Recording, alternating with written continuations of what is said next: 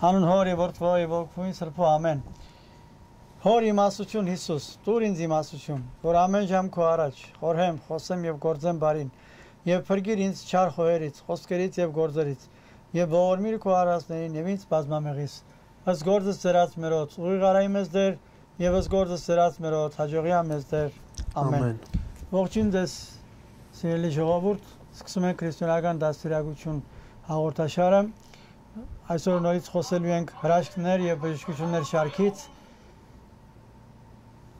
Ընդհանրապես մենք այս շարքը բավական երկար տևեց, որովհետև Հիսուս այնքան բժշկություններ արել, որ ինչքան որ մենք խոսում ենք, դրա վերջը չկա։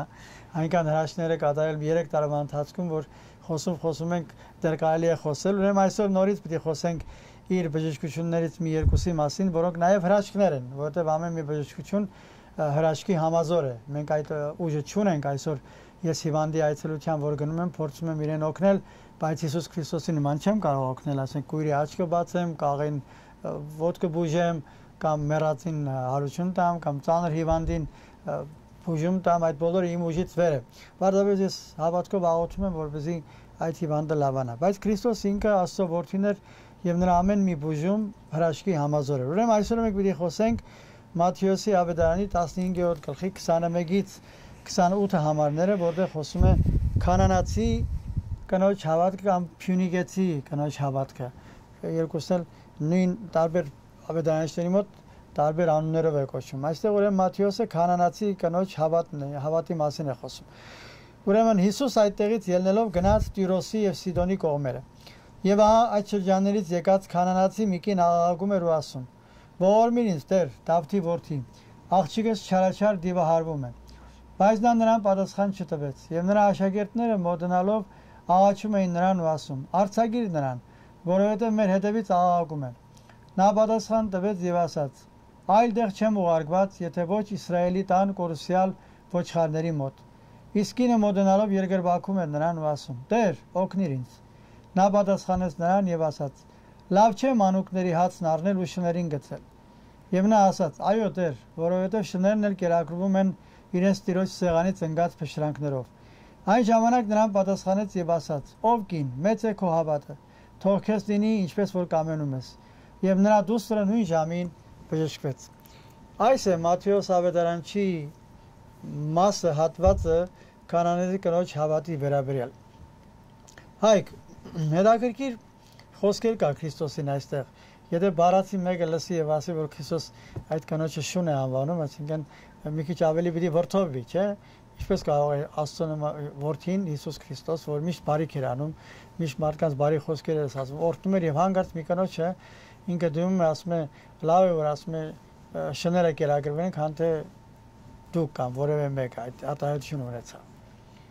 Չէ, ուղղակի միտքը հետևյալն էր, որ մանուկների հացը չպիտի շներին տաս եւ այստեղ այո կնոջը։ Բայց բառացի իմաստով չպիտի հասկանաք այս ինչ որ ասում է։ Տակրկերը որպեսի հասնենք այս մտքին, ես անձնապես երբ որ ժամանակին այս մասին խոսում էի, մարդկանց մոտ անմիջապես բացասական կերպով է սա դիտվում եւ նույնիսկ հետաքրքիր է, որ Օրմանյան պատրիարքի իր համապատումի մեջ էլ որովե յուրովի մեկնություն է տալիս, բայց մենք պետք է փորձենք տալ եկեղեցու, ընդհանրական եկեղեցու Սրբազան հայրերի մեկնություն եւ այդտեղ ամեն ինչ իր տեղը կընկնի ու կտեսնենք թե ինչու է այս ամենը արվում եւ ինչու է նաեւ շուն կոչվում, իսկ եւ շունը ինչ է եւ նաեւ ընդհանրապես այս փյունիկեցի կամ կանանացի կնոջ գաղափարով դի լավ հասկանալ։ Եվ քանի որ ընդհանրական հայրապետների մասին խոսեցիր, կարծեմ մեջ բերենք Հովհաննես Ոսկեբերյան հայրապետի խոսքը, ճիշտ այս պահին այս մասին, որ ավելի հստակ լինի, մեզ ուղղակի ասենք ընդհանրական հայրապետներից Հովհաննես Ոսկեբերյանը ինչ հետաքրքիր մեկնաբանություն ունի, քանի որ դու այդ մասին խոսեցիր։ Ուրեմն տես կնոջ խոնարհությունն ու հավատքը։ Հիսուս հրեաներին անվանեց մանուկներ, բայց կինը այս պատասխանից չհուսահատվեց, այլ հակառակը իր հերթին նրանց տերեր անվանեց եւ ուրիշներին գովելուց չտխրեց ու ասաց. Այո Տեր, նույնիսկ շները հացի փշրանքն են ուտում, որ թափվում է տերերի սեղանից։ Ահավասիկ տես կնոջ իմաստությունը։ Նա չհանդգնեց հակառակ խոսել ուրիշների մասին, ուրիշներին գովելու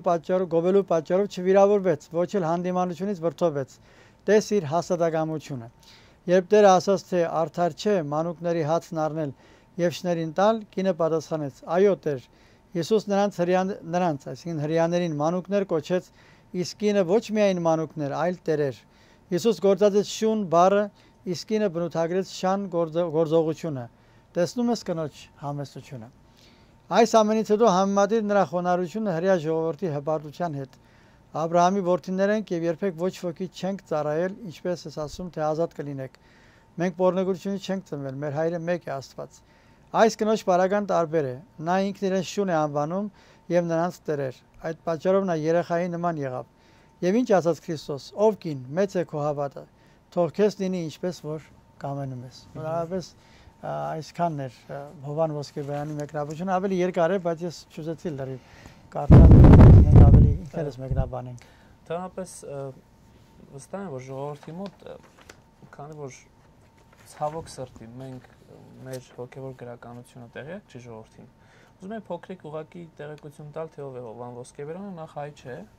ընդհանրական կամ տիեզերական եկեղեցու ամենից մեծ ազդեցություն թողած հայրերից, հոգևորականներից մեկն էր, ժամանակին Կոստանդնուպոլսի պատրիարքն էր։ Եվ կարծում ենք, որ մահացել է 405 թվերին, այսինքն 3-4 դարերն։ 4 դարի վերջ, 5-րդ դարի սկիզբ, այս շրջանն է, որ ինքը ապրել է, եւ հսկայական ազդեցություն է թողել ոչ միայն հայ հետագա մտքի, այլ նաեւ հույն եւ նույնիսկ լատին մտքի վրա, ու դրա համար ասենք, եթե հիմա գնաք հունական հուն օրթոդոքս կամ ռուս օրթոդոքս եկեղեցիներ, իրենց մեծագույն, ասենք, ուսուցիչներից մեկը հենց նույն Հովան Ոսկեբերանն է եւ նույն Հովան Ոսկեբերանի պատարակն է, որ իրենք կատարում են։ Ուրեմն այս անձը ունի մեկնություններ,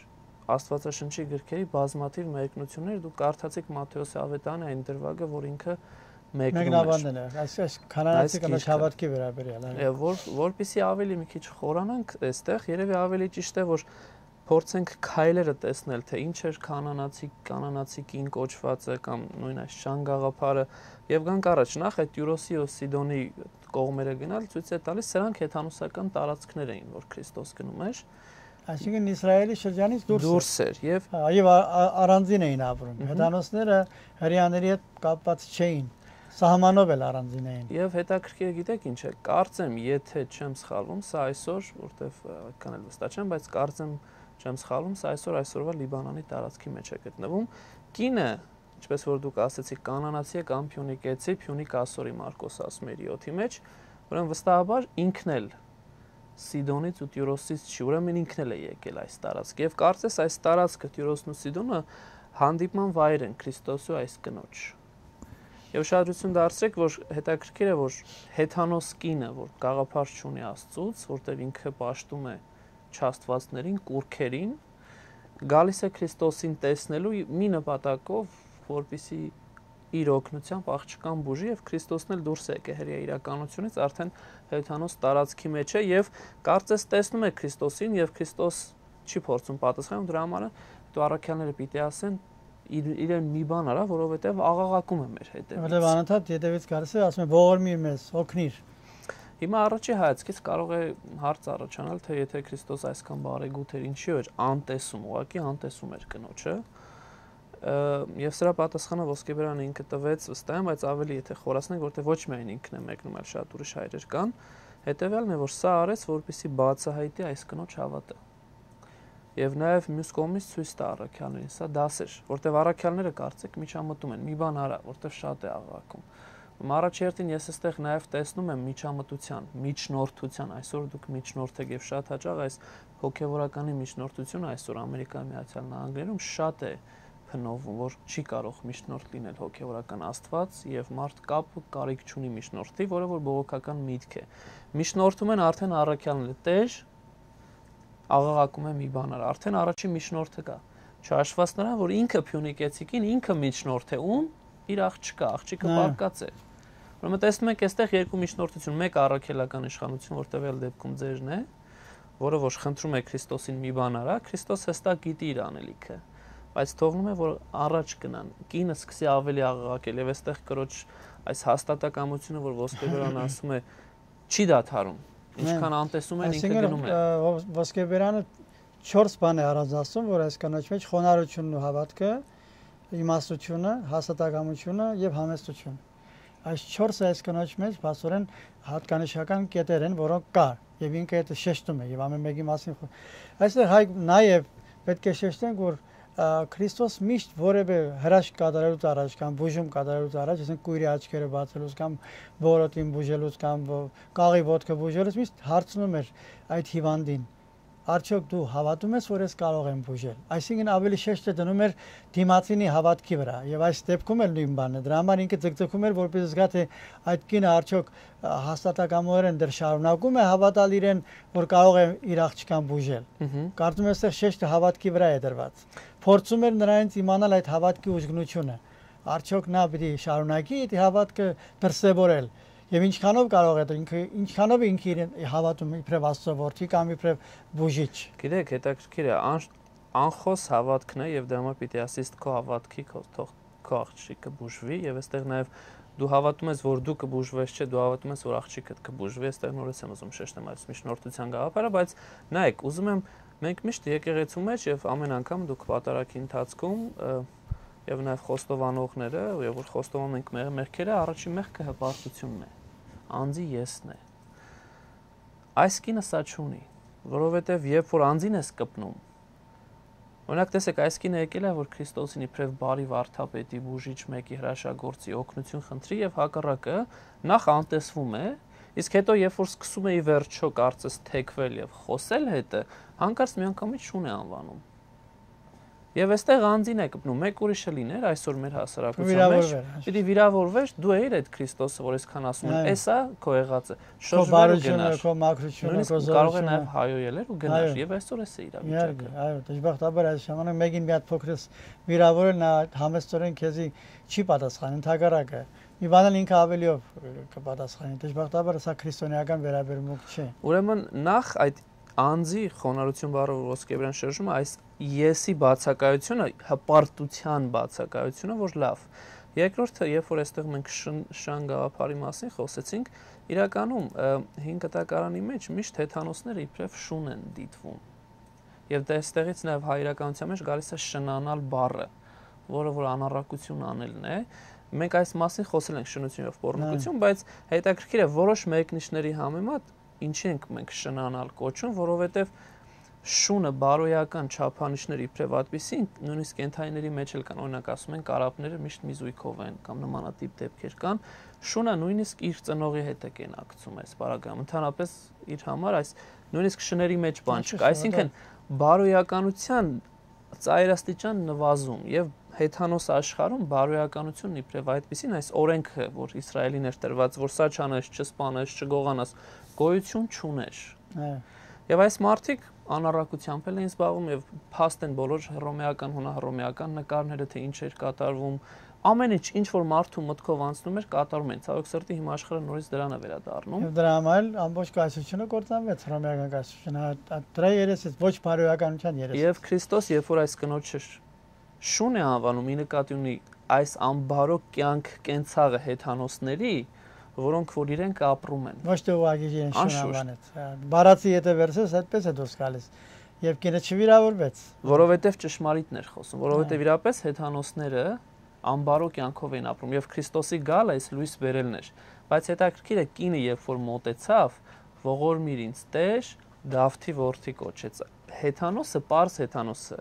չպիտի իմանար, որ Քրիստոս պիտի գա եւ Քրիստոսը պիտի Դավթի որդին կոչվի, Հեսեի արմատից, ասենք։ Ուրեմն այս կինը արդեն ճանապարհը, ես ասեցի ճանապարհը եկե դեպի Քրիստոս, հոգեվոր ճանապարհել էր եկե Քրիստոս, հասկանալու համար, որ Քրիստոսը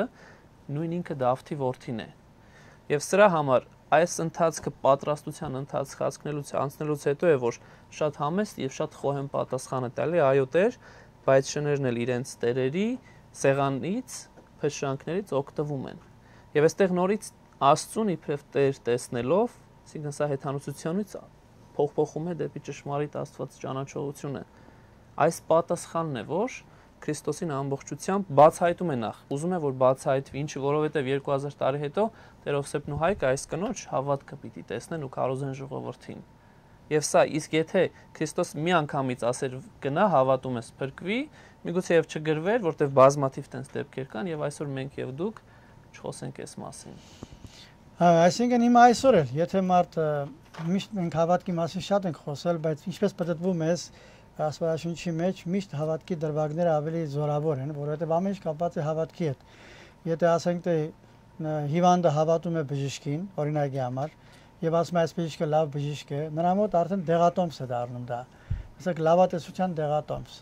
Եվ ինքը վստահ եմ, որ 60% գոնե այդպես մոդելամից չեմ ուզում 90-100% ասեմ,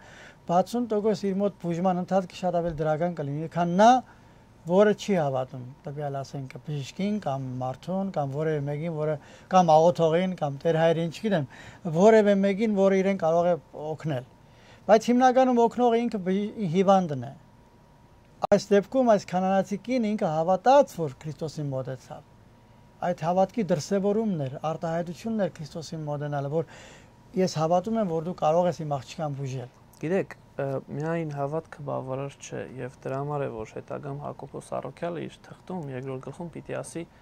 գոյությունի կատարյալ հավատք գաղափարը, որը առանց գործի մեռած է, որ գործերով է եւ այս գործի տվյալ դեպքում պարագան հետեւյալն է որ այս անձը ուրանալով հանդերձ, այս կինը իր անձ ուրանալով հանդերձ միջև վերջ գնաց, ասենք ճանապարհից ետ չդարձավ եւ այստեղ հաստատակամությունը, որտեղ մենք էլ շատ հաճախ որոշ ճանապարհ ենք անցնում, թե հոգեվոր եւ թե նաեւ միգուցե աշխատանքի բերումով։ Եվ լինում են դեպքեր, որ կարծես, չգիտես ինչի հիասթափվում ես ու հետ ես գնում։ Շատ են լինում։ Հետ գնալ պետք չի, եթե նպատակը բարին ու ճիշտն է։ Այս դեպքում զավակի փրկություններ, զավակի բժշկություններ։ Եվ նաեւ ուրիշ բան եմ ուզում շեշտել, որ այս կինը այս պարագայում նաեւ տակրկրիր է, որ